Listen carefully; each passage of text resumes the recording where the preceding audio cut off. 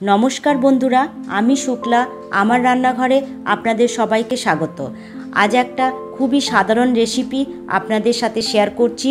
এটা হয়তো সকলেরই জানা, কারণ আলু ভাজা কোনো নতুনত্ব রান্না নয়, প্রত্যেকের বাড়িতে সকালে বিকেলে হয়ে থাকে। আলু ভাজা ভালোবাসে না এমন বাঙালি খুবই কম আছে, তবে এই আলু ভাজাটা একটু অন্য ধরনের। এর স্বাদ ভীষণই ভালো হয়। দেখে নেওয়া যাক আমার ভিন্ন স্বাদের আলু ভাজার রেসিপি। আলু ভাজা বানানোর জন্য নিয়ে নিয়েছি 3টে আলু। আলুগুলো খোসা ছাড়িয়ে ভালোভাবে ধুয়ে নিয়েছি। এবার এই আলুগুলোকে মোটা মোটা ও লম্বা করে কেটে নিলাম। এই কেটে নেওয়া আলুগুলো ভালোভাবে ধুয়ে নেব।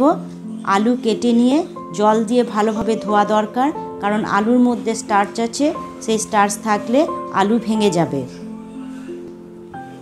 এবার এর মধ্যে দিয়ে দেব স্বাদ মতো নুন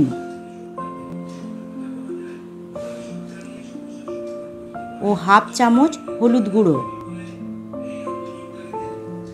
নুন ও হলুদটাকে খুব ভালোভাবে মাখিয়ে নেব।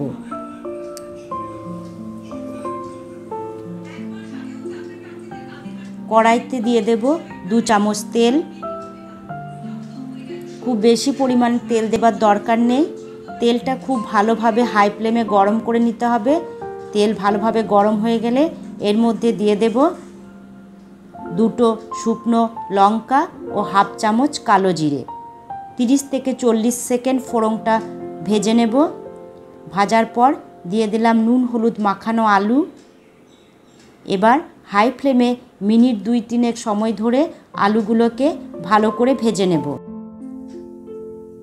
আলু ভাজতে বেশি সময় লাগে না, 5 থেকে 7 মিনিটের মধ্যে আলু খুব সুন্দরভাবে ভাজা হয়ে যায়।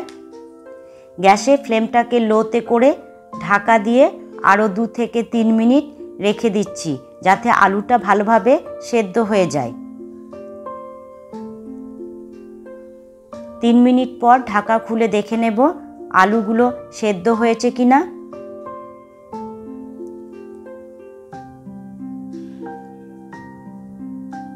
আলু সেদ্ধ হয়ে এসেছে, মানে আলু ভাজা প্রায় হয়ে এসেছে।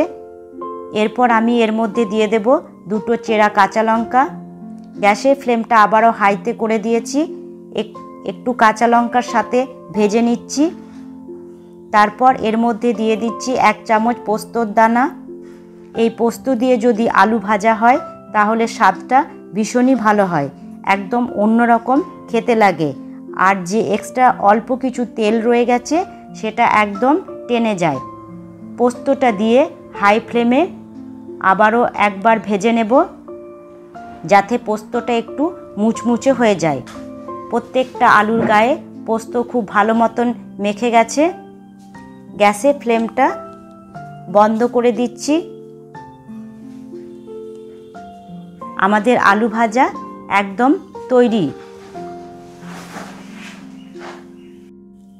গরম ভাত বা ঠান্ডা ভাত কিংবা রুটি, পরোটা বা মুড়ির সাথে খেতেও এই রকম আলু ভাজা ভীষণই ভালো লাগে। আমার আজকের এই চটজলদি আলু ভাজা রেসিপি কেমন লাগলো জানাবেন। ভালো লাগলে অবশ্যই একটা লাইক ও শেয়ার করবেন, আর বাড়িতে অবশ্যই একবার ট্রাই করে দেখবেন। আজ তাহলে এই পর্যন্তই। দেখা হচ্ছে পরবর্তী ভিডিওতে। টাটা।